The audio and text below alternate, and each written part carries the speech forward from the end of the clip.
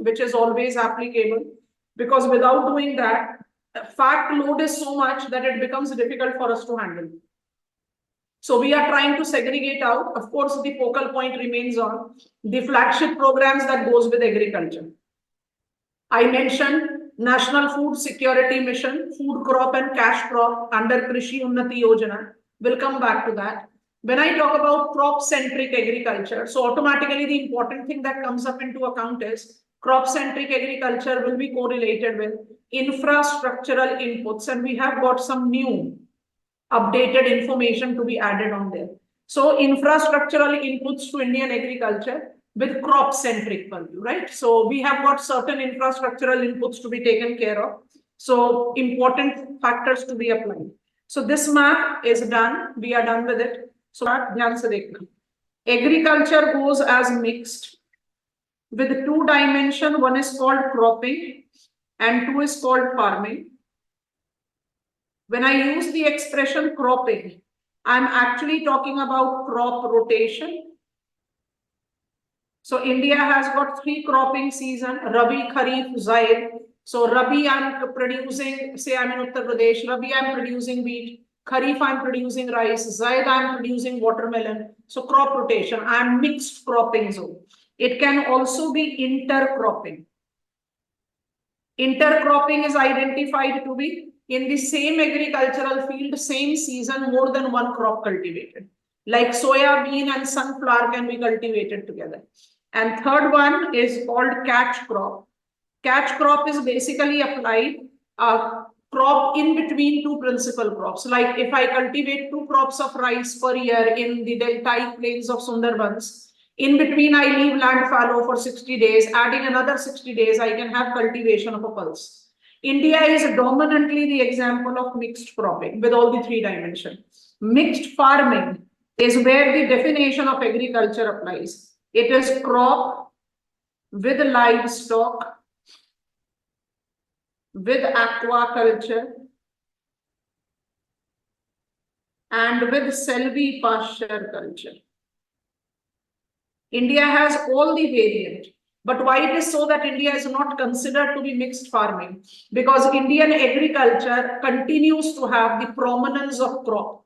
I as farmer devote maximum of my time taking care of crops rather than animals. So that gives me the variation, or that gives me the distinction of mixed cropping. So जब आप mixed cropping की बात करोगे तो crop centric पर भी crop centric planning में अभी तक जो हमने पढ़ा है वो क्या पढ़ा है? National Food Security Mission, both food crop and cash crop. Cash crop को agro processing industries में एक बार और से repeat करेंगे जहां पर उसकी requirement होगी. Especially when I take up the reference of the ethanol policy, जिसमें sugar का बहुत important case है, and cotton and jute by default, because we are having 5 Fs in the textile sector, and that is where we are taking jute textile and cotton textile into account. चलो अब हुआ mixed cropping, जिसमें हम crop पर infrastructural inputs के बारे में बात करते हैं. So infrastructural inputs in Indian agriculture is identified with 1, fertilizer. Fertilizer as industry बाद में बात करते हैं. But when I take the reference of fertilizer, आपको क्या क्या चीजें दिमाग में रखनी है? Fertilizer को हम 3 कैटेगरी में डिवाइड करते हैं. Ministry of Chemicals and Fertilizer, fertilizer as consumption, production के बारे में बाद में बात करेंगे, अभी इसके बारे में बात नहीं करें.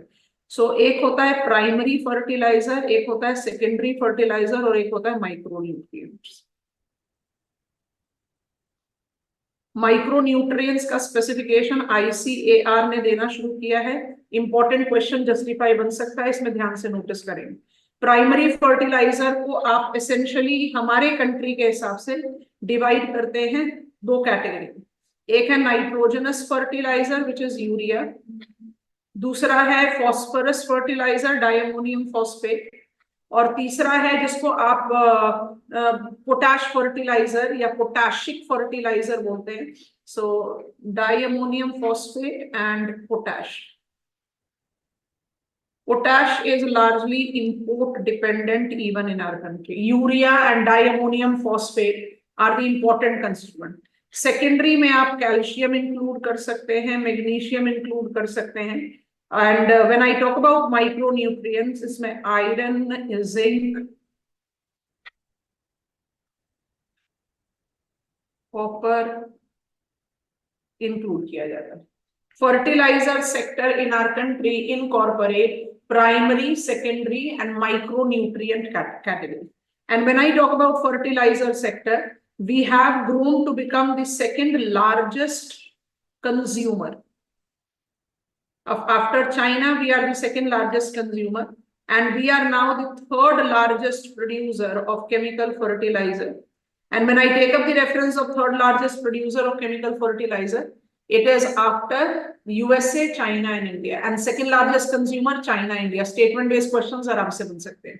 And when I take up the reference of a challenging aspect, और ये chemical industries के लिए बहुत important है, जो fertilizer production का input है, inputs, उसके हम important importer है, actually one of the largest.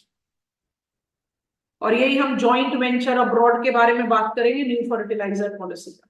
So fertiliser industry का अगर स्टेटस देखें तो इंडस्ट्रियल डोमेन, केमिकल इंडस्ट्री में जाएंगे, it will be easier for us to understand.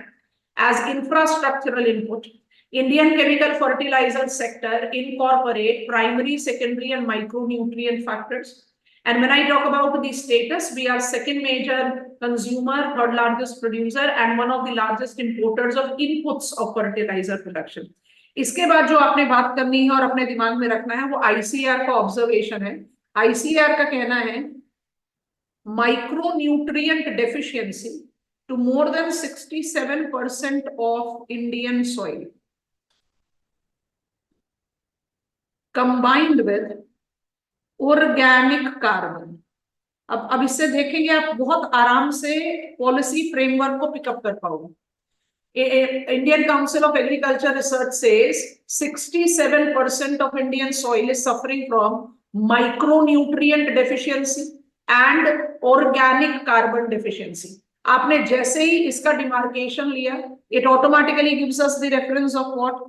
It gives us the reference of the programs that can easily be applied as micronutrient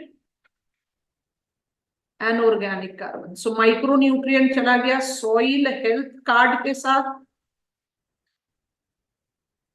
That I cannot go with the generalized version. Fertilizer चाहिए तो urea consume करिए.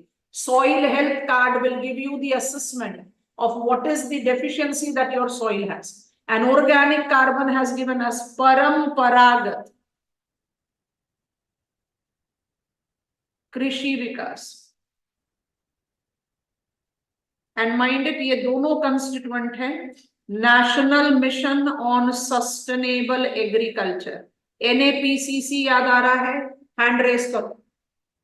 परंपरागत कृषि विकास योजना का point क्या हो गया? परंपरागत कृषि विकास योजना very clearly gives me get back to organic farming. When I take reference to get back to organic farming, you are trying to justify maximum dependency on biotic manure. Why? Because my soil is suffering from deficiency of organic carbon. तो ये जो आपका third constituent है, I'm labeling it as C, has given me the understanding of NMSA. And NMSA is a third program that you can take up under कृषि उन्नति योजना. अभी थोड़ी देर बाद लिस्ट तैयार करेंगे, अभी इसको ऐसे रहने देते हैं. तो फर्टिलाइजर सेगमेंट में यूरिया, डायमोनियम फॉस्फेट और पोटैश पर स्टडी खत्म नहीं करनी है.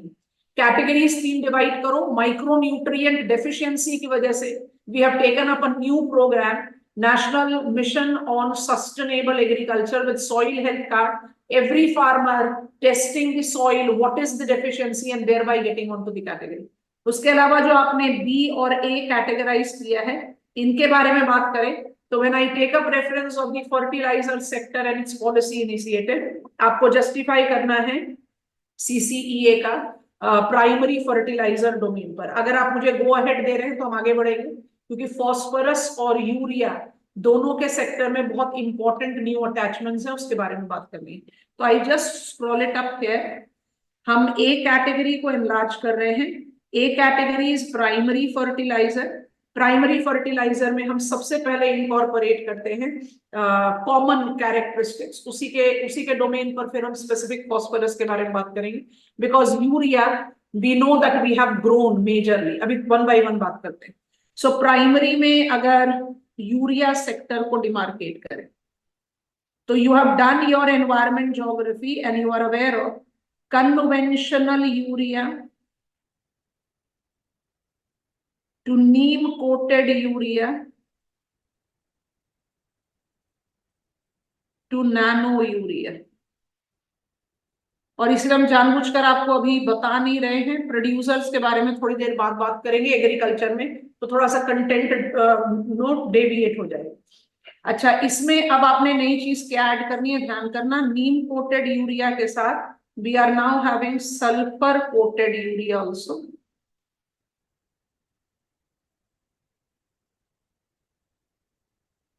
It is called urea gold.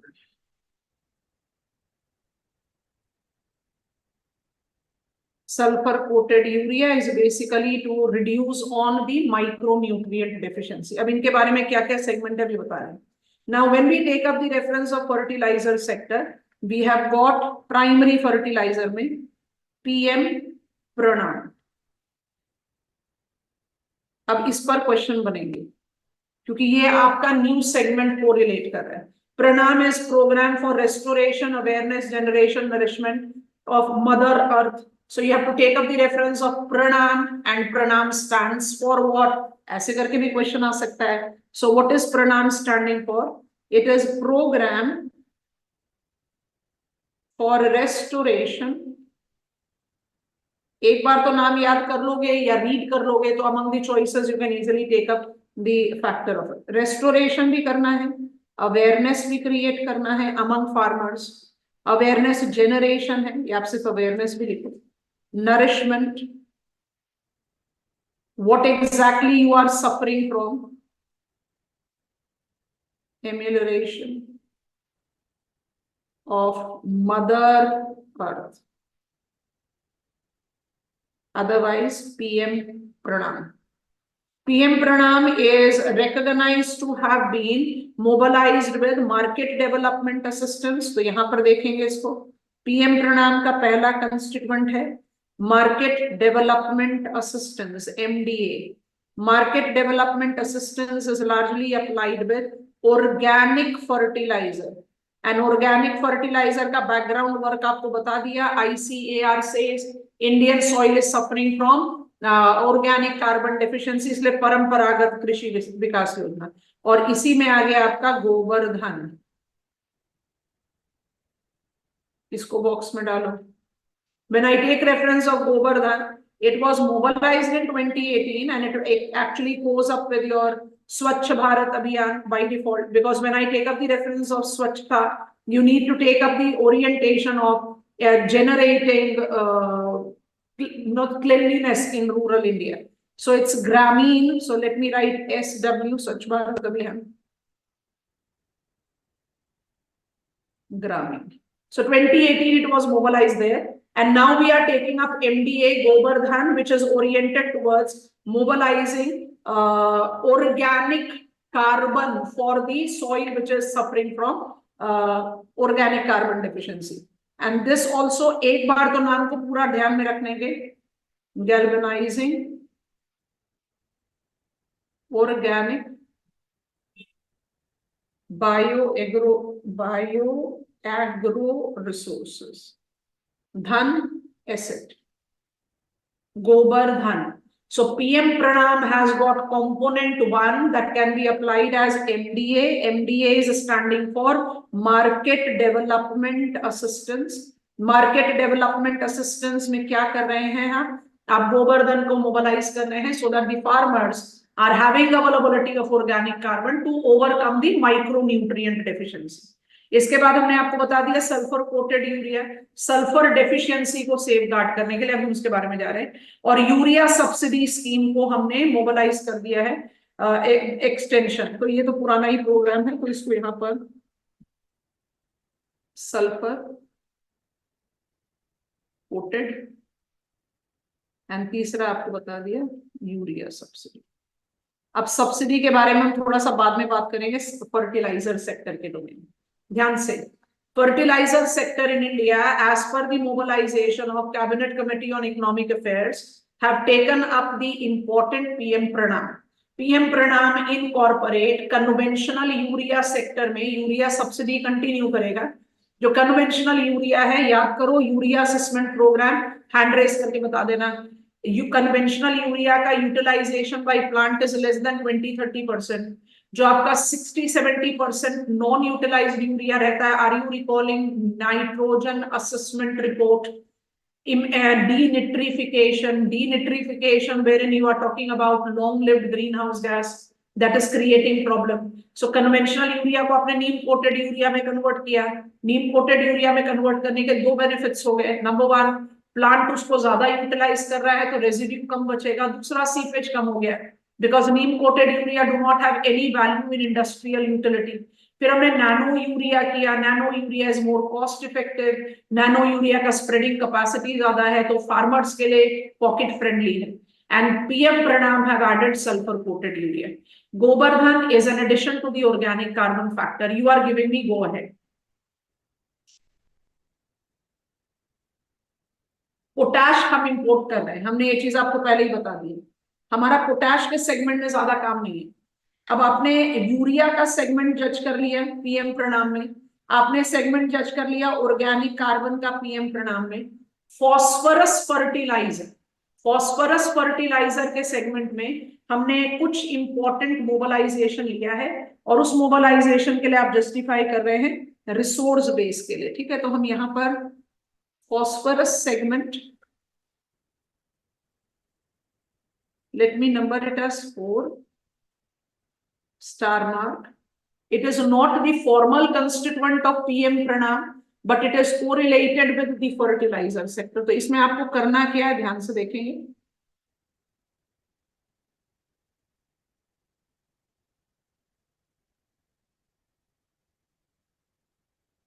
Phosphorus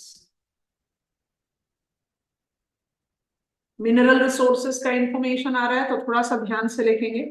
importer हैं हम फॉस्फोरस फर्टिलाइजर के, importer of inputs of phosphorus fertiliser.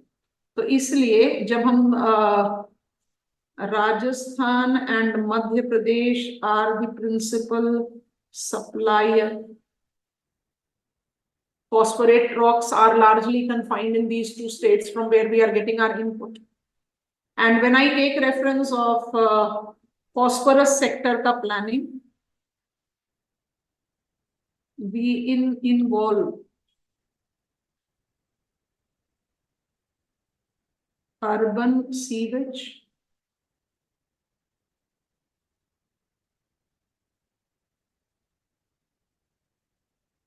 low input technique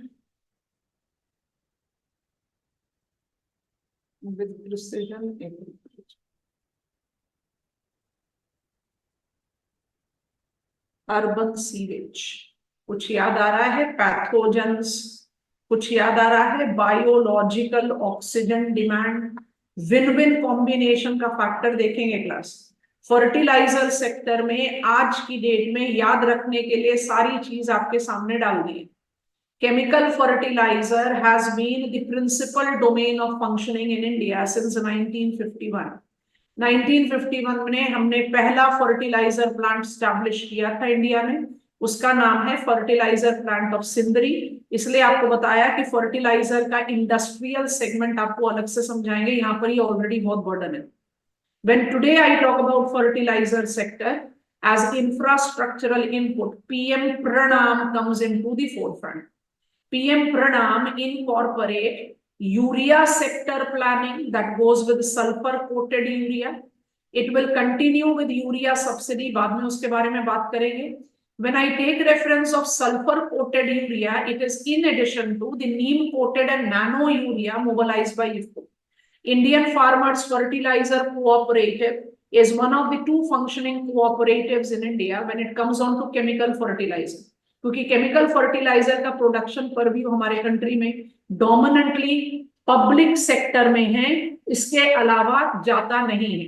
IFFCO और क्रिबको ही हैं दो सेगमेंट्स जिनमें प्रोडक्शन जाता है।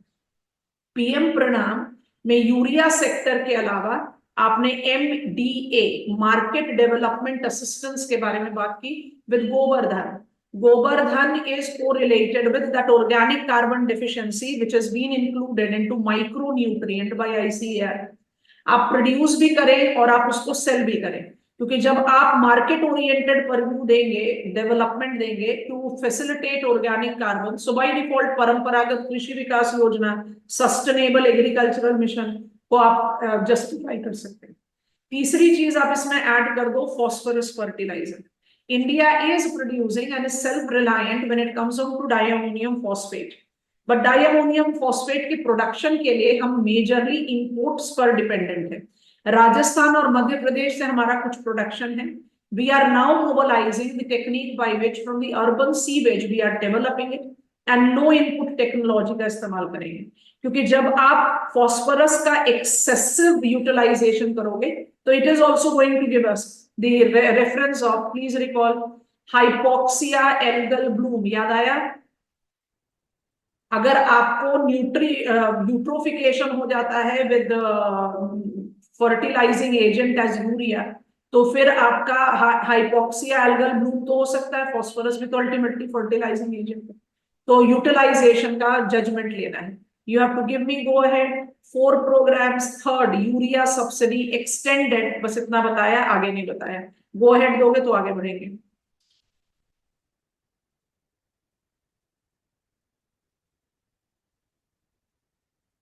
Perfect. When I talk about agricultural infrastructural inputs in Indian agriculture, fertilizer के बाद अगर आपको किसी एक सेगमेंट को आराम से पिकअप करना है, इसको हटा दिए।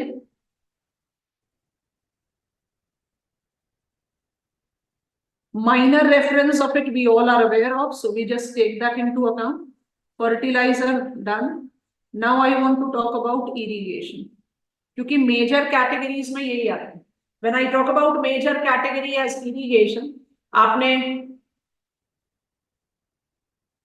नहीं सचिन, ये थोड़ी बोला, हमने कहा हम फॉस्फोरस का प्रोडक्शन करते हैं हमारे कंट्री में, राजस्थान और मध्य प्रदेश के रॉक से कुछ प्रोडक्शन है, लेकिन जो आपको एक कैरेक्टरिस्टिक्स लिखवाया that India is principally dependent on inputs of chemical fertilizer production, तो हम फॉस्फोरस फर्टिलाइजर को प्रोड्यूस करने के सारे इनपुट्स को इंपोर्ट कर रहे हैं।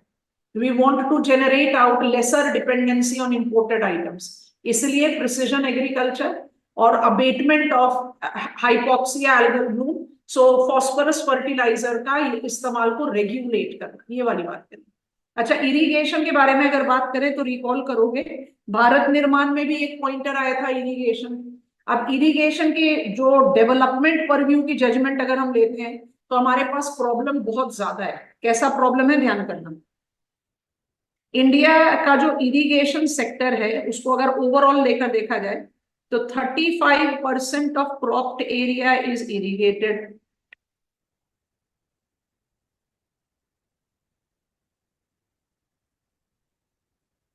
इसी को राउंड ऑफ कर दें तो 65% आपका हो गया रेनफेड, और रेनफेड एग्रीकल्चरल एरिया के साथ जाता है ड्राई लैंड फार्मिंग प्रैक्टिस, अभी डेविएट करके बता देंगे। When I take reference of एक कैरेक्टरिस्टिक, फिर दूसरा कैरेक्टरिस्टिक्स आ रहा है रीजनल इनइक्वालिटी का। जब आप रीजनल इनइक्वालिटी की बात करते हैं तो स्टेट्स लाइक पंजाब या तमिलनाडु या उत्तर प्रदेश में more than 50% of crop area irrigated है, और जब आप नॉर्थ ईस्टर्न स्टेट्स में चले जाते हो तो लेस देन 5% एरिया इरिगेटेड। तो रीजनल डिस्पैरिटी बहुत इमेंस है। उसके अलावा जब आप बात करते हो इरिगेशन सेगमेंट के, तो इरिगेशन पोटेंशियल्स क्रिएटेड और इरिगेशन पोटेंशियल्स यूटिलाइज्ड के बीच में गैप जो है वो लगातार बढ़ता जा रहा है, gap increasing. And why it is increasing? Largely due to lack of maintenance plus change in cropping pattern. अब मेंटेनेंस क्यों नहीं हो रहा है? मेंटेनेंस इसलिए नहीं होता है क्योंकि we take up the reference of water resource planning, state sector है, स्टेट लिस्ट में है। अब वाटर रिसोर्स प्लानिंग के लिए सारा का सारा फंड पब्लिक फंड आता है, और पब्लिक फंड हमेशा स्केर्सिटी फैक्टर में रहेगा। तो आप वेट करोगे for the administration to come and give you the production purview, that automatically will give the difficulty. Irrigation potentials created and utilise में जो आपने कनाल डेवलप किया उसको मेंटेन नहीं कर रहे, ट्यूबवेल में you are not insuring rain water harvesting, तो अपने आप ही उसमें पोटेंशियल फैक्टर को डिक्रीज करेंगे। इसलिए we have mobilized the programme, और ये थोड़ा सा पुराना ही है, प्रधानमंत्री कृषि सिंचाई योजना। आप सबने इसके बारे में सुना हुआ है। प्रधानमंत्री कृषि सिंचाई योजना टॉक्स अबाउट माइक्रो इरिगेशन, अब इसी में हमारे पास एक अटैचमेंट है, and water use efficiency increase. When I talk about water use efficiency increase and micro irrigation, it is incorporating decentralized planning and implementation. Decentralization में you have state irrigation plan, district irrigation plan, so you are taking up multi-tier factor. Water use efficiency का मतलब है हम अपने water factor को increase करें, जिसमें बहुत सारे डिक्टम्स दिए हुए हैं हमें, 1 drop more crop,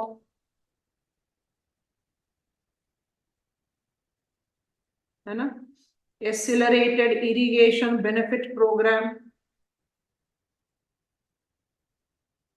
1 drop per drop more crop, 1 drop more crop, Ministry of Agriculture and Farmers Welfare. Accelerated irrigation benefit program is Jal Shakti Mantralay.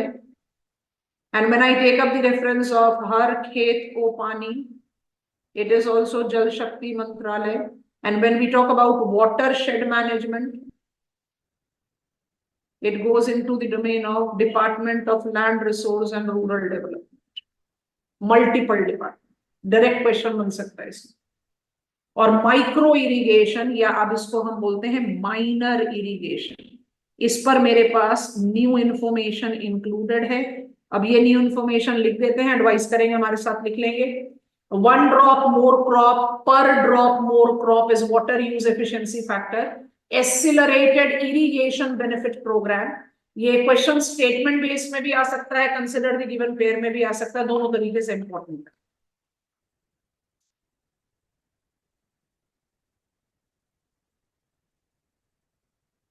Micro irrigation या माइनर इरिगेशन को आप एसोसिएट करते हो कमांड एरिया स्ट्रेटेजी के साथ। So culturable command area less than 2000 hectares होना चाहिए। और जो माइक्रो इरिगेशन या माइनर इरिगेशन का फैक्टर है, इसको आप एसोसिएट करते हैं विद जल शक्ति मंत्रालय under command area development strategy, command area development approach में चलता है, ठीक है। When I take up the minor irrigation, it is implemented by state government, और इसमें दोनों कैटेगरीज इंक्लूडेड हैं, सरफेस वाटर भी इंक्लूडेड है और ग्राउंड वाटर भी इंक्लूडेड है। मतलब you can take tubewell well irrigation, you can take canal irrigation, you can take all the references of it. However, when I take the comparison of it, we are having, आपको पहले भी बता दिया था, more than 94% ground water पर based है। Surface water is very restrictive, 94% ले लिया तो approximate 5% surface water source पर ले लो। ये क्या फैसिलिटेट करेगा? Participatory irrigation management, PIM।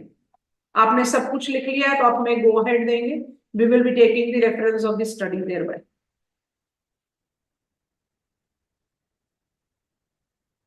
Component number 2 irrigation, नया क्या है? It is mobilization of minor irrigation, micro irrigation, which is related to command area. Actually होता क्या है, कमांड एरिया का जो इम्प्लीमेंटेशन है ना, वो इंटरा बेसिन इंडिविजुअल ट्रिब्यूटरी है। अब ऐसे करके समझ कर देखो, इधर लिख देते हैं। आपने जब फिजिकल ज्योग्राफी ऑफ इंडिया पढ़ा तो आपने कहा इंडिया में 13 मेजर रिवर सिस्टम्स है, याद आया? 13 रिवर मेजर सिस्टम्स।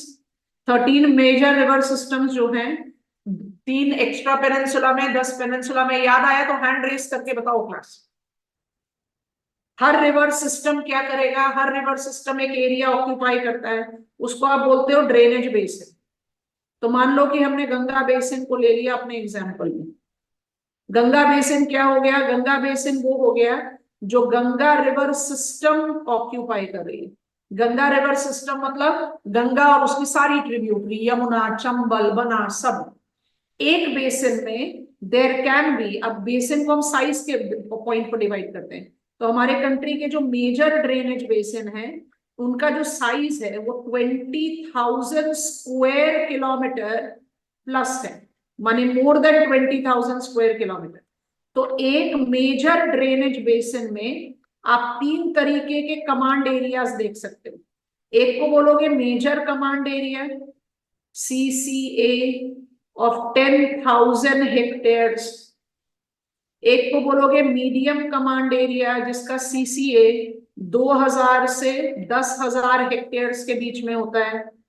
और एक को बोलते हो माइनर कमांड एरिया जिसका CCA अभी हमने थोड़ी देर पहले लिखा 2,000 हेक्टेयर से कम होता है। अब समझ में आया कि नहीं? और अगर इसी में आप लेमैन्स पर्सपेक्टिव में समझने के लिए जज करोगे, यहीं पर आप ऐड कर दो watershed.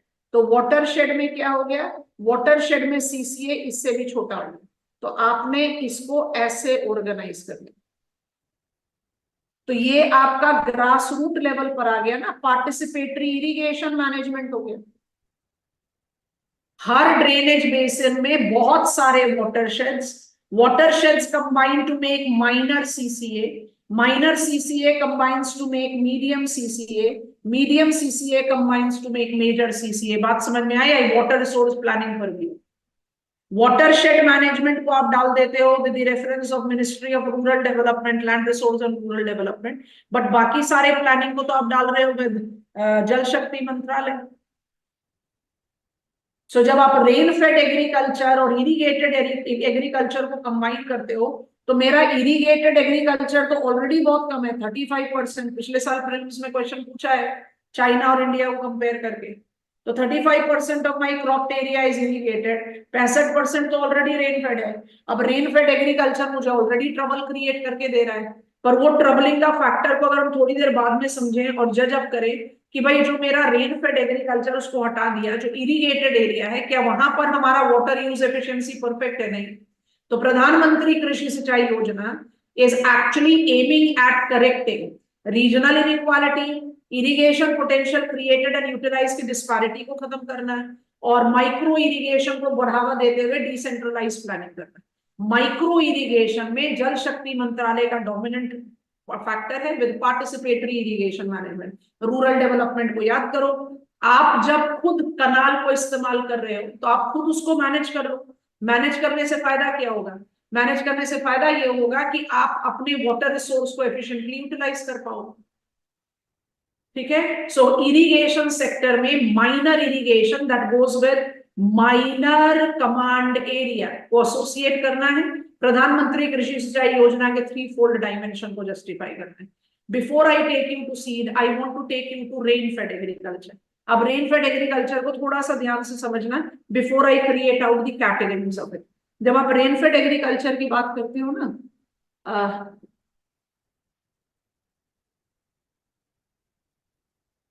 Rain fed agriculture 65% of our cropped area is rain fed.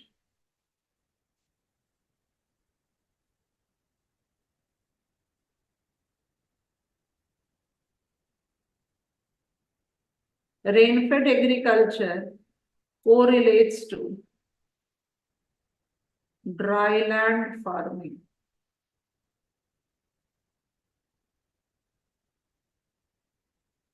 Dryland farming को आप बेसिकली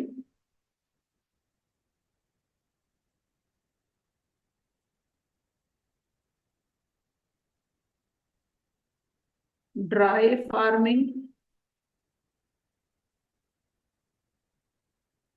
ड्राईलैंड फार्मिंग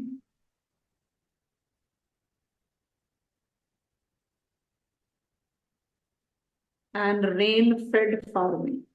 आप बोलोगे तीनों टर्म तो सिनोनिमस है, यहां से रेन फेड लेकर आए फिर ड्राईलैंड फार्मिंग किया है, स्टेटमेंट बेस्ड क्वेश्चंस में कई बार ये मुझे गलती होने पर मजबूर कर देता है, इसलिए कैटेगरीज को ध्यान रखना। Areas with 750 millimeters of rainfall, area with more than 750 millimeters of rainfall, and areas with more than 1150 millimeters of rainfall. Millimetres of rainfall बहुत स्पेसिफिकली स्पेसिफाइड है, तो आपको याद रखना चाहिए। उसके अलावा अगर आप चाहते हो तो आप इसको डालो सेमी एरिड में, इसको डालो सब ह्यूमिड में, और इसको डाल दो ह्यूमिड या पार ह्यूमिड में। हम ह्यूमिड प्लस लिख देते हैं। अब अपने आप को खुद से ध्यान करके बताना, do I sound correct if I say semi arid में रेनफॉल का वेरिएशन सबसे ज्यादा होगा, तो it will be given the highest priority when it comes on to dry land farming practice. ऐसे सोचकर देखते हैं। अच्छा, ध्यान से देखना, dry land farming is not applied to deserts, desert पर नहीं है। अगर आपने लिख लिया तो पहले जल्दी से गो अहेड दो हमें। एक जनरल मान लीजिए कि आप अपना जनरल स्टडीज मेन एग्जामिनेशन का आंसर लिख रहे हो, मेन एग्जामिनेशन में आंसर लिख रहे हो, रेनफेड एग्रीकल्चर बोलो, ड्राई लैंड फार्मिंग बोलो, ड्राई फार्मिंग बोलो, it is same. But prelims में क्या हो सकता है कि अगर आप इनके पॉइंटर्स को नहीं पिकअप करो तो गलती हो सकती है। तो आपको समझना क्या है, जितने भी क्रॉप्ड एरिया है जहां पर इरिगेशन की फैसिलिटी नहीं है, वहां पर हम क्या टर्म अप्लाई करते हैं, रेनफेड एग्रीकल्चर। ठीक है, रेनफेड एग्रीकल्चरल एरिया की प्लानिंग को क्या बोलते हैं, ड्राई लैंड फार्मिंग या ड्राई फार्मिंग। अब इन टर्म्स का जो सिनोनिमस यूज है उसका कुछ स्पेसिफिकेशंस अप्लाई कर देते हैं। अब वो स्पेसिफिकेशंस क्या है, थोड़ा सा ध्यान से सुनना। स्पेसिफिकेशन नंबर 1 है कि अगर हम सेमी एरिड एरिया पर हैं, सेमी एरिड एरिया को रिकॉल करेंगे, आपको समझाया था पंजाब से लेकर गुजरात तक, north western Himalayas, drought prone region of Chota Nagpur, Dandakaranya, rain shadow and Telangana. याद आया तो हैंड रेज करो। इन एरियाज में ड्राई फार्मिंग प्रैक्टिस अप्लाई होती है। ड्राई फार्मिंग प्रैक्टिस का मतलब क्या होता है, यहां पर रेनफॉल सबसे ज्यादा वेरिएबल होगा, लीस्ट डिपेंडेबल होगा, इसलिए आपको यहां पर प्रायोरिटी देनी पड़ेगी कि आप ऐसे क्रॉप्स को कल्टीवेट करें। अब ये मैनेजमेंट स्ट्रेटेजी क्या है वो भी यहां पर लिख देते हैं, क्योंकि फिर दोबारा मौका नहीं मिलेगा इधर आने का। जब आपने इरिगेशन की बात करी तो रेनफेड को डाल कर दे देते हैं। So it is Ministry of Agriculture, Farmers Welfare plus जल शक्ति मंत्रालय।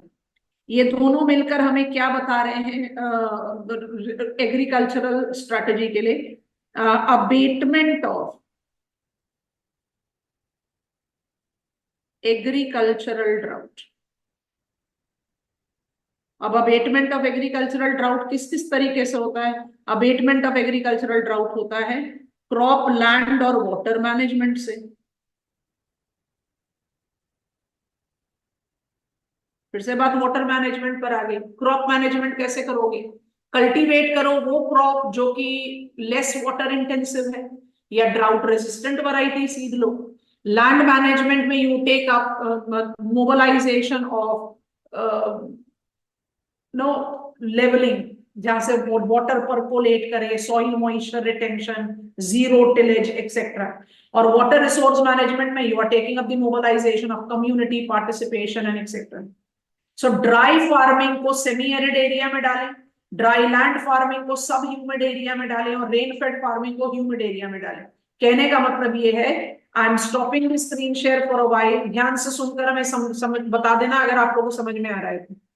असम में ध्यान से सुनना, असम में you take reference of, Assam is identified to be the example of the state that has got rain-fed agriculture.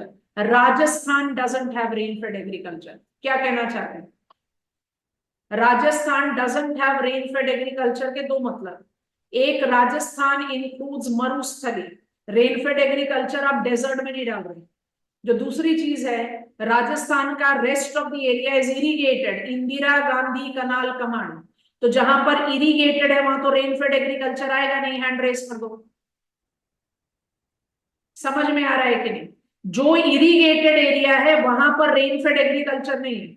और कितना रेन फेड एग्रीकल्चर है? 65% of our crop area is rain fed. तो जब 65% रेन फेड है तो rain fed agriculture या dry land farming या dry farming का मतलब क्या होगा? वाटर पर डिपेंडेंसी कम करोगे तभी तो क्रॉप की डिपेंडेंसी बढ़ेगी। और वाटर की डिपेंडेंसी कम करने के लिए जो हम कैटेगरीज लेते हैं वहां पर आप एक क्वेश्चन एनकाउंटर कर सकते हो, dry farming, dry land farming और रेन फेड एग्रीकल्चर में फर्क क्या है? ड्राई फार्मिंग जाता है सेमी एरिड एरिया में। आपने क्लाइमेट ऑफ इंडिया सबसे पहले पढ़ा था, अप्लाई कर दो उसकी नॉलेज को। और जो ह्यूमिड एरिया जाएगा वहां पर आप लेकर जाओगे practice that is being called as rain fed farming. ये just appropriation of the term. Otherwise मतलब क्या है?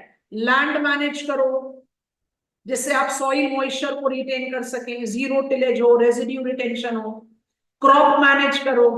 आप 65% क्रॉप एरिया से राइस को तो हटा नहीं सकते, राइस से ज्यादा कोई वाटर इंटेंसिव क्रॉप है नहीं, तो क्या करोगे? या तो क्रॉप को सब्सटीट्यूट कर दो, वाटर इंटेंसिव क्रॉप से less water intensive crop cultivate कीजिए। पर जैसे हमने बताया 65% एरिया से राइस को हट नहीं सकता, तो क्या करें? राइस के लिए ड्राउट रेजिस्टेंट वैरायटी सीड का इस्तेमाल कीजिए, so that agriculture become dependable. हमने इरिगेशन की मोबिलाइजेशन 1948 से की, Damodar valley corporation. Tubewell irrigation की शुरुआत 1966 से की, और आज भी आपका 35% इरिगेटेड एरिया है, तो ओवरनाइट 100% तो हो नहीं सकता। So you have to take management of it, and Indian water resource management सबसे इंपॉर्टेंट है आज की डेट में। इसलिए माइक्रो इरिगेशन अपने आप में एक इंपॉर्टेंट डोमेन हो जाता है।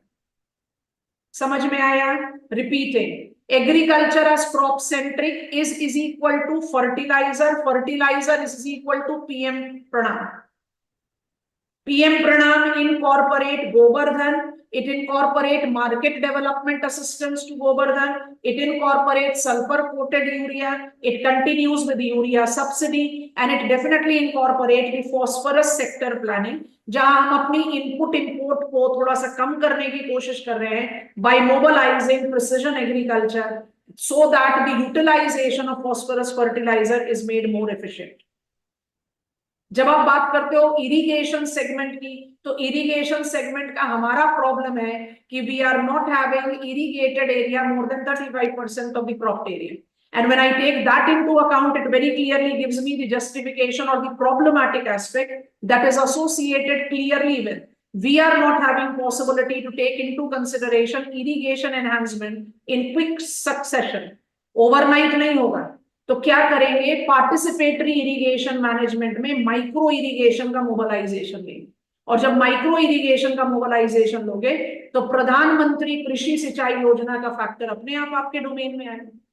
चीजें आप इनको इसी तरह से रिवाइज करेंगे, हम इसके बियॉन्ड जाने की कभी भी सलाह नहीं देते हैं। तो आप नोटिस करोगे we are done with fertilizer, we are done with irrigation. Irrigation में प्रधानमंत्री कृषि सिंचाई योजना में हमने माइक्रो इरिगेशन को डिमार्केट दिया है। इट्स JSM, जल शक्ति मंत्रालय, ministry of agriculture, farmer welfare and जल शक्ति मंत्रालय। ठीक है, अच्छा, अब इसमें जो हम एक और चीज ऐड कर सकते हैं, इसको भी रिमूव कर दिया। इसमें जो हम एडिशनल फैक्टर ऐड कर सकते हैं विद इंफ्रास्ट्रक्चरल इनपुट, उसको लेट अस टेक इट है, यह आ गया seed. When I talk about seed sector in our country, Indian seed sector का जो mobilization रहा, Indian seed program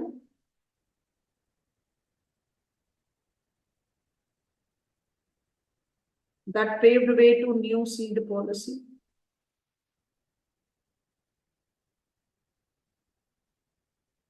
And now it is Bharatiya Beej Sahakari Samiti Limited.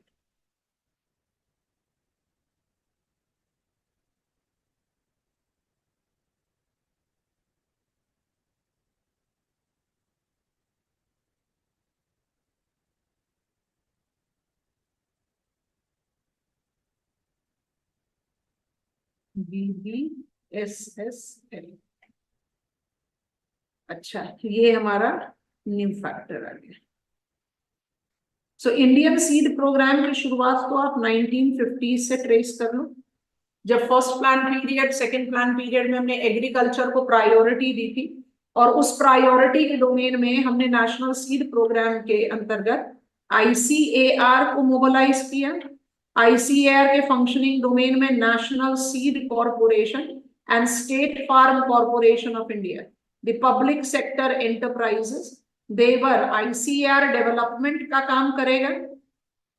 NSC and SFCI is procuring, permitting it to be utilized, and thereby it was being diffused as high yielding varieties of seed, hybrid varieties of seed that basically triggered green revolution. क्योंकि अगर आप आज की date में भी green revolution का definition को जज करने की कोशिश करोगे, what is green revolution?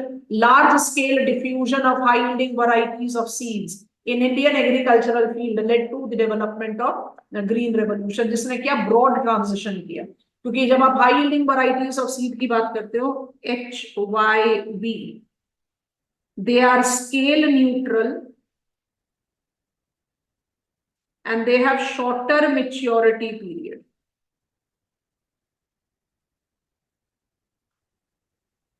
So they facilitated multiple, माने इतने benefits कि आप एक साल में 6 क्रॉप भी कल्टीवेट कर सकते हो। जो एक कॉमन राइस है, it takes 150 days for maturity, और जो सबसे बिगनिंग वाला high yielding variety of seed हमने डेवलप किया जिसका नाम था मिरेकल राइस, उसका मेच्योरिटी पीरियड 110 है। अब आप 110 से 150 दिन को देखो, आपने सीधे के सीधे 40 दिन बचा लिए। तो 40 दिन जब आपने बचा लिए तो आप क्या करोगे? आप 40 दिन में 40 दिन और ऐड करके एक और क्रॉप कल्टीवेट कर पाओगे ना, यस और नो? सो जो नेशनल सीड प्रोग्राम था, it has facilitated public sector domain और आईसीएआर के फैक्टर में मोबिलाइजेशन ऑफ सीड सेक्टर। और मोबिलाइजेशन ऑफ सीड सेक्टर को आप कैसे जस्टिफाई करते हो? You take it up with the reference of green revolution का सक्सेस, क्योंकि उसमें हम कहीं पर भी कोई क्वेश्चन मार्क नहीं कर रहे, इट हैज बीन सक्सेसफुल। तो अब इसका क्या लॉजिक है? Why the new seed policy? New seed policy जो है वो एडिशन है, बिल्डिंग ओवर। अब ये जो बिल्डिंग ओवर की बात करते हैं न्यू सीड पॉलिसी में, इसमें दो चीजें आप अपने दिमाग में रखें और मेरे ख्याल से वो मोर देन सफिशिएंट होगा। New seed policy Orient towards 2 चीजें, एक तो सीड रोलिंग प्लान बोलते हैं, अभी तो ये हम कन्वेंशनल चीजें आपको बता रहे हैं, और दूसरा बोलते हैं सीड मिशन। अब जो सीड रोलिंग प्लान है, it basically correlates with % FDI in planting material. ये बेसिकली ओरिएंटेड है टुवर्ड्स क्रिएटिंग, अच्छा आप देख लो पब्लिक सेक्टर एंटरप्राइज से आप इसमें प्राइवेट हैंड डाल दो। अब इसको करने का मतलब क्या है? इसको करने का मतलब सिर्फ ये है that India want to facilitate the mobilisation of Cartagena protocol on bio safety. याद आ गया?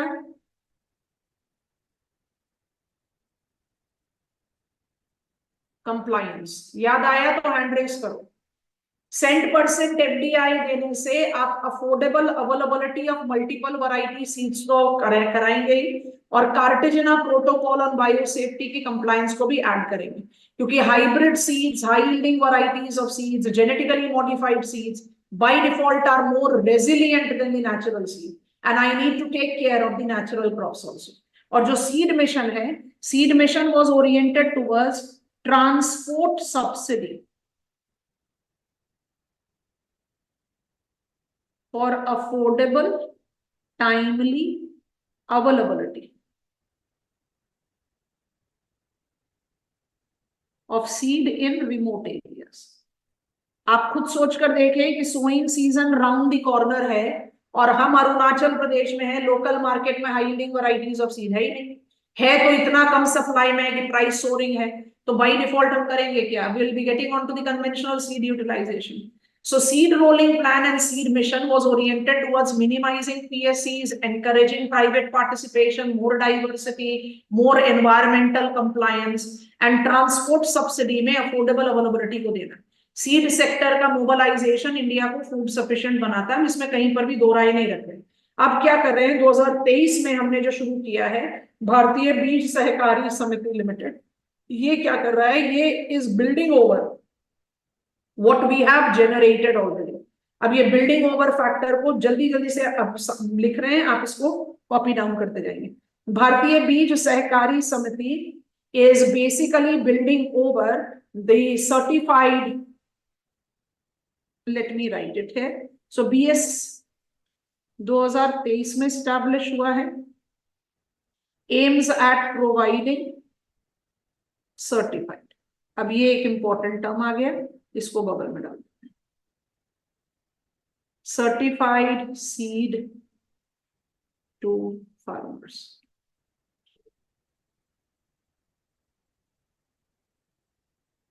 ये मल्टी स्टेट कोऑपरेटिव सोसाइटी के तौर पर काम करेगा।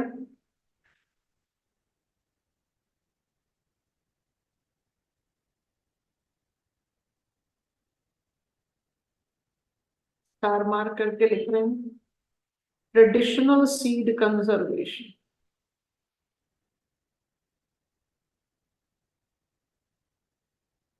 जब आप कह रहे हो सर्टिफाइड सीड प्रोवाइड करना, you have to take up the reference of traditional seed conservation as important. अब इसमें जितने भी आपके कोऑपरेटिव है, इसमें हम मैक्सिमम को अपने स्टडी में अप्लाई करेंगे। तो BBSSL जो है ये प्रमोट कर रहे हैं, प्रमोटर्स इसके हैं IFFCO, Indian farmers fertilizer cooperative limited, KRIBHCO, Krishak Bharati cooperative. हम बात करेंगे फर्टिलाइजर सेक्टर में, घबराना नहीं है। National agriculture cooperative market federation NAFED, अभी हम बात करेंगे नेफेड की दोबारा से, मार्केटिंग सेक्टर में जाना है। National dairy development board and national cooperative dairy corporation NCDC। अब ये जो सर्टिफाइड सीड है, इसको आपने कैसे जस्टिफाई करना है? तो सर्टिफाइड सीड को जस्टिफाई करने के लिए इधर आ जाओ, ministry of farmers and agriculture and farmers welfare, I am sorry, ministry of agriculture and farmers welfare के डोमेन में काम कर रहा है और इसका नाम है साथी। ये नाम याद रखना पड़ेगा। सीड सेक्टर में seed rolling plan, seed mission के साथ अब साथी भी आए। अब साथी stands for seed traceability, authentication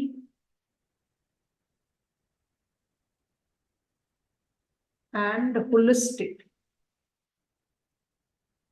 inventory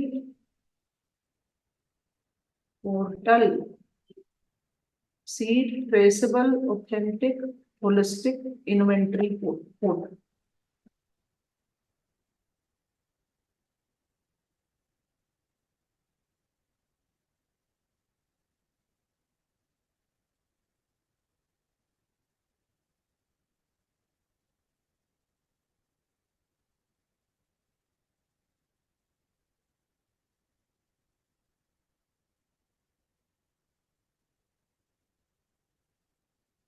हो गया।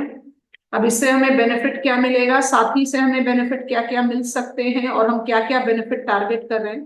तो साथी basically is oriented towards only valid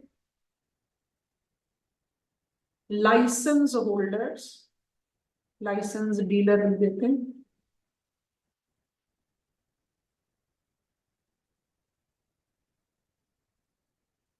will sell it.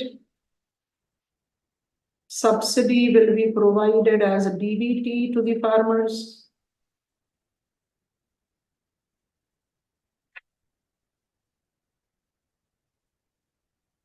Authenticity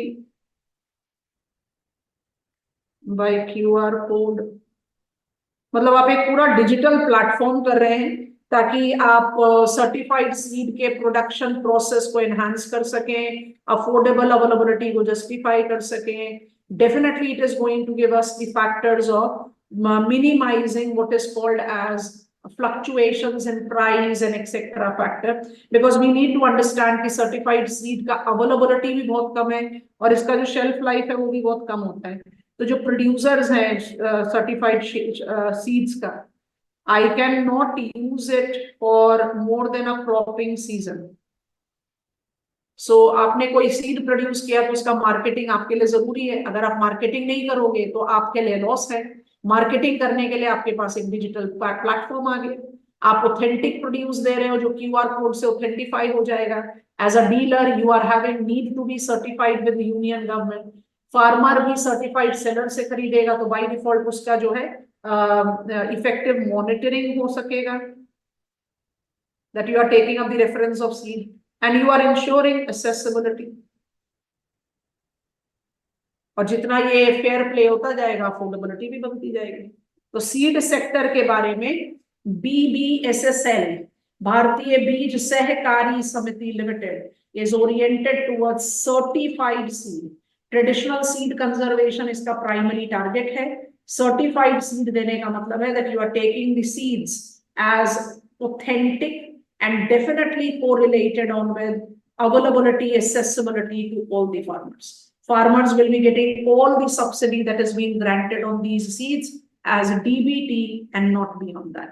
This is how you can take up the reference of the principal sector that is identified with infrastructural input. कौन-कौन से नए programmes पढ़े याद करो, यहाँ पर रिविजन ले लेते हैं। फर्टिलाइजर सेक्टर में जो हमने नया चीज ऐड कर दिया वो क्या कर दिया, PM प्रणाम। इरिगेशन में हमने ऐड कर दिया माइक्रो इरिगेशन या माइनर इरिगेशन। और सीड में हमने क्या ऐड कर दिया, सीड में हमने ऐड कर दिया साथी। नए प्रोग्राम आ गए, पुराने प्रोग्राम के डोमेन में याद कर लिया तो I think it becomes easier. Hand raise करके बता दो।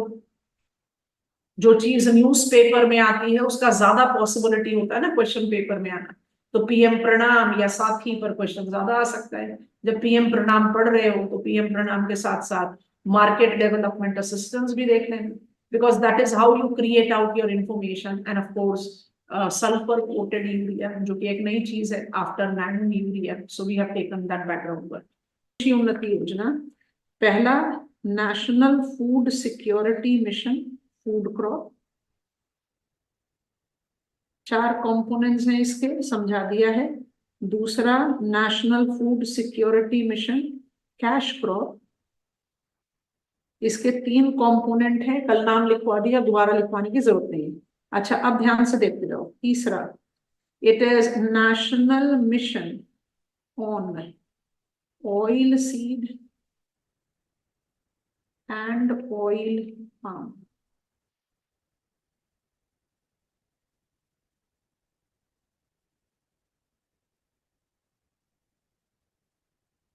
NMOOP।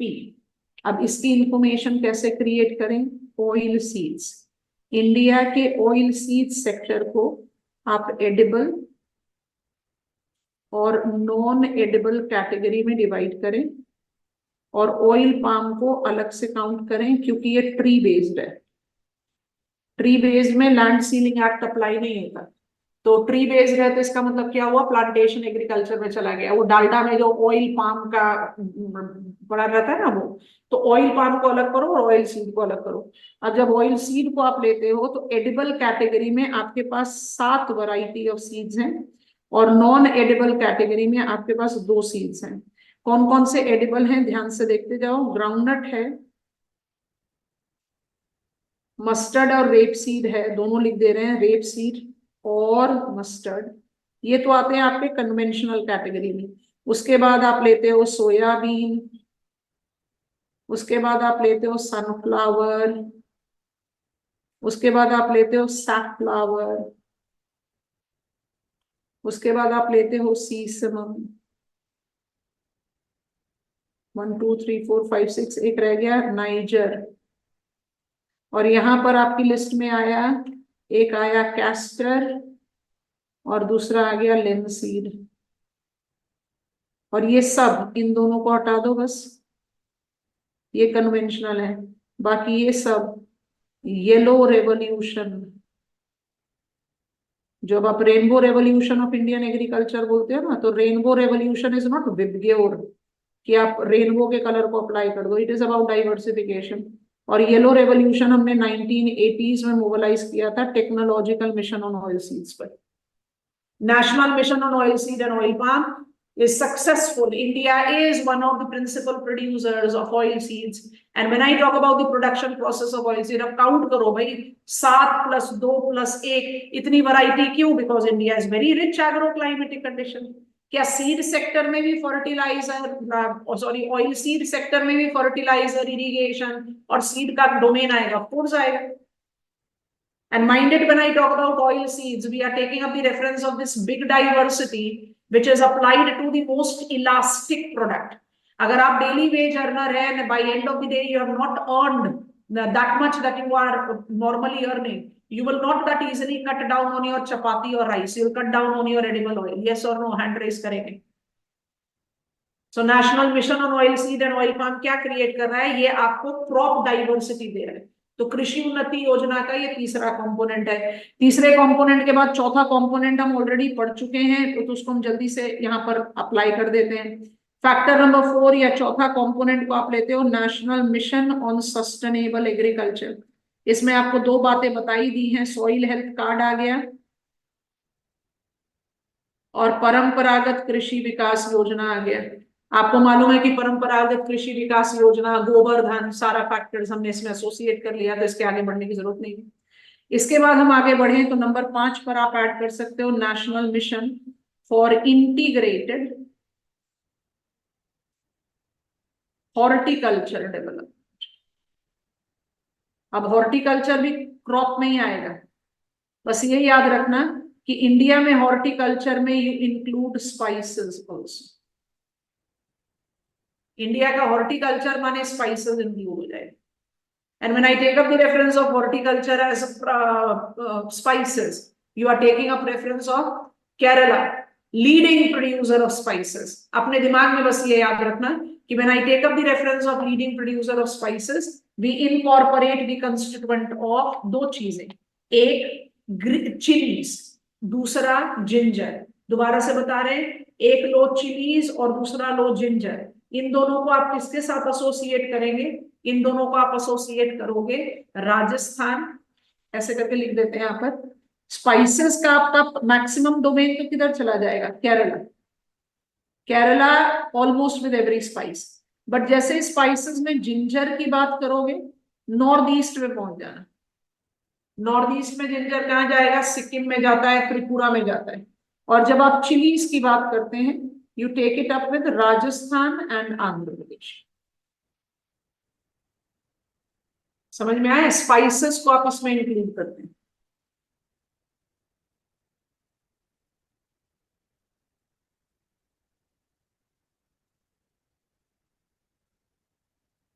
And when I talk about horticulture development, we very clearly take into account multiple. Which type of multiple crops? It can be tropical,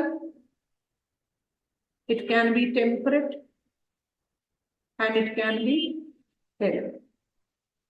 अब इसमें फिर आपके पास बहुत सारी variety है. यहाँ पर आप मैंगो को पिकअप करो, यहाँ पर आप एप्पल को पिकअप करो, यहाँ पर आप आंवला को पिकअप करो, बेर को पिकअप करो. फ्रूट्स में आप इसको ले सकते हो. ट्रॉपिकल में आप अप्लाई करेंगे अनियन. ट्रॉपिकल में आप अप्लाई कर सकते हो ऑरेंजेस. ट्रॉपिकल में आप अप्लाई कर सकते हो मारीगोल्ड. सबका प्रोडक्शन पर व्यू है इंडिया में. यहाँ पर आप अप्लाई करो पोटैटो, यहाँ पर आप अप्लाई करो ट्यूलिप्स. स्टार मार्क करके अप्लाई कर लो केसर, सैफरन. स्पाइसेस इंक्लूड किया ना. आप लोगों को बात समझ में आ रही है? India incorporate such diverse agroclimatic condition that you name the crop in the horticultural category and we are producing it, and that production per view is significantly high. Arid semi-arid block में जब आप बात करते हो तो you take up the production per view of roses. Roses के multiple varieties हैं जिनको आप arid climate में भी produce कर सकते हो. Spices included हैं, इसलिए हम सैफरन को या जिंजर को या चिलीज को अप्लाई कर लेते हैं साथ में. केरला से बाहर नहीं निकलोगे, barring the exception of ginger and this. अच्छा, जब आप राष्ट्रीय कृषि विकास योजना भी कृषि उन्नति योजना को कंप्लीट करेंगे, व्हेन आई टॉक अबाउट कृषि उन्नति योजना, I do have got very important factors जो मुझे थोड़ा सा डेविएटिव एज पर ले जाएगा. तो हम इसको number 6 national mission on agriculture extension services, and 7 integrated scheme. थोड़ा सा इसको हमें साथ में पढ़ना पड़ेगा, integrated scheme for agriculture marketing. Basically agriculture extension services relate to marketing. इन दोनों को छोड़कर आपने जो 5 फैक्टर्स लिए, अगर आप वो कंफर्टेबल हो तो आप जल्दी से हमें गो अहेड दोगे। हम एग्रीकल्चरल एक्सटेंशन सर्विस में आपको थोड़ा सा डेविएटिव परव्यू पर ले जाएंगे। तो पहले हम राष्ट्रीय कृषि विकास योजना रफ्तार की लिस्ट को फटाफट से क्रिएट करें और उसके बाद आगे बढ़े। राष्ट्रीय कृषि विकास योजना रफ्तार को अगर आपने जज करना है तो इट इनकॉर्पोरेट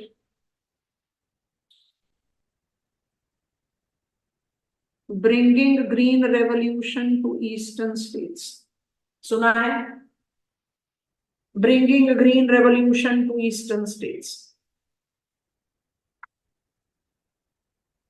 तो याद करोगे कि फर्स्ट जनरेशन ग्रीन रेवोल्यूशन का इफेक्ट कहां कहां आया इंडिया में।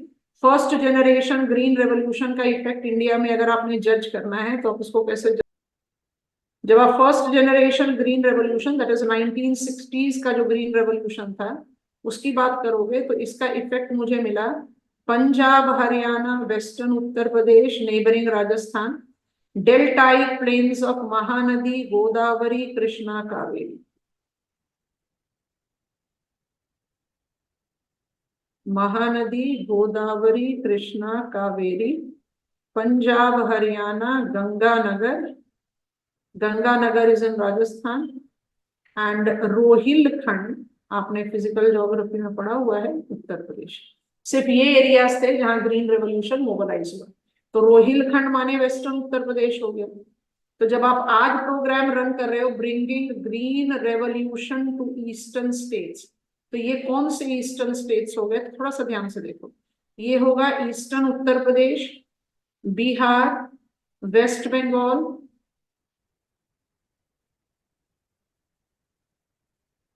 झारखंड, असम। कौन कौन से स्टेट्स हो गए? Eastern Uttar Pradesh, Bihar, west Bengal, Orissa, Jharkhand, Assam. क्योंकि इनकी एग्रो क्लाइमेटिक कंडीशंस बहुत फेवरेबल है, बट हमने यहाँ पर highly varieties of seed irrigation etcetera mobilise नहीं किया। Bringing green revolution to eastern state समझ में आ गया?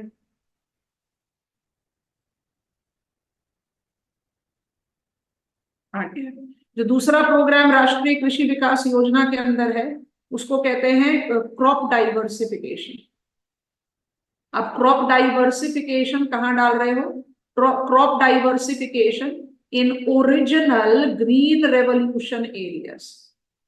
तो जो ओरिजिनल ग्रीन रेवोल्यूशन एरियाज हैं उनके साथ प्रॉब्लम क्या हुई कि हमारा ग्रीन रेवोल्यूशन का मतलब हो गया wheat, rice, cane and cotton. मतलब आप यही 4 क्रॉप को इन्फ्लुएंस कर पाए थे 1960s के ग्रीन रेवोल्यूशन में। तो अगर आप कल्टीवेट करोगे सिर्फ wheat rice rice wheat wheat rice rice wheat, तो आपने क्या कर दिया? दोनों क्रॉप बहुत ज्यादा सॉइल एग्जॉस्टिव है, आपकी डिपेंडेंसी ऑन केमिकल फर्टिलाइजर बढ़ेगा, आपका क्रॉप फेलियर का चांसेस ज्यादा होगा। तो crop diversification in original green revolution area में कौन कौन से क्रॉप्स को इंक्लूड किया? पल्सेस को इंक्लूड किया, because pulses facilitate dual nutrient security. बड़ा इंटरेस्टिंग पॉइंट है। इसलिए जब इसकी शुरुआत हुई थी ना तो इसको A3P बोलते थे। आज तो ये national food security mission food crop का हिस्सा हो गया ना पल्सेस। पहले लिखो फिर समझा रहे हैं तब समझ लेना। तो क्रॉप डाइवर्सिफिकेशन में पल्सेस को जगह देना, क्रॉप डाइवर्सिफिकेशन में लेस इंटेंसिव क्रॉप्स जैसे कोर्स ग्रेन, न्यूट्री सीरियल लिख रहे हैं,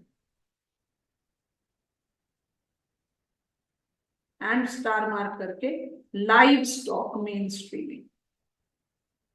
मतलब आप क्या करना चाह रहे हो? आप करना चाह रहे हो मिक्स्ड क्रॉपिंग को मिक्स्ड फार्मिंग।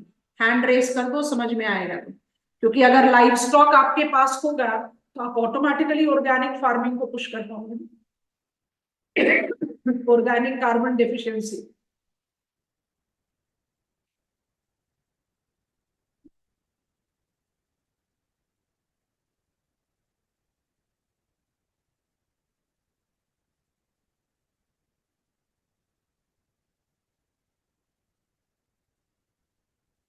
और एक तीसरा प्रोग्राम लिख देते हैं यहाँ पर, वैसे अब उसका सब्सम्पशन हो गया हॉर्टिकल्चर मिशन में, but it is saffron revival mission. अभी तक ऑफिशियली डिलीटेड नहीं है तो आपके नॉलेज में होना चाहिए, लेकिन हमने आपको बता दिया इंटीग्रेटेड हॉर्टिकल्चर डेवलपमेंट प्रोग्राम जो है आपका, mission for integrated horticulture development, उसमें सैफरन इंक्लूडेड है विद कृषि उन्नति योजना। तो ऑफिशियली डिलीटेड नहीं है तो ऐड कर लो, consider the following which of them are correct करके, so you will be having this. ये जो A3P लिखा है इसका मतलब है A विद 3 टाइम्स P, तो accelerated 3 time P, pulses production programme. इसकी कहानी सुनाते हैं और उसके बाद जाते हैं अपने पेज पर जल्दी से, फिर एग्रीकल्चर एक्सटेंशन सर्विस के बारे में बात करेंगे। लिख लिया तो जरा हैंड रेज करो। आज की डेट में जब आप फूड सिक्योरिटी की बात करते हो तो 1800 किलो कैलोरीज पर adult per day for healthy reproductive life को आप फूड सिक्योरिटी के साथ एसोसिएट करते हैं।